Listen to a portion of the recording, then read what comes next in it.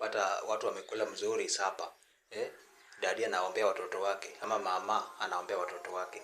Watoto wangu mwende mulale salama. Kesho tuonane asubuhi. Wewe ukiwa kwa room yako unalala pole pole. Umesikia uko kwa disco matanga ama kuna ngoma mahali. Huwezi lala. DJ ameweka ati pombe, ongeza pombe, ama DJ ameweka Priscilla. Anayekupenda pendana naye mami. Unanyemelea, unafungua mlango pole pole, unaenda kwa disco matanga. Unanyemelea kama mwizi. Kisa ikifanyika huko, kesho unalalamika ati shetani shindwe.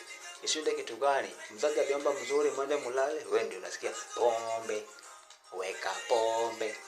Anayekupenda pendana naye, unanyemelea kwa disco matanga. Mahali ngoma iko. Kisa kitu kifanyika huko, sasa unalaumu nani? Mzazi aliomba mzuri, wewe unanyemelea huko ati shetani shindwe. Kitu gani na nyewe wewe ndio mleta hiyo shida.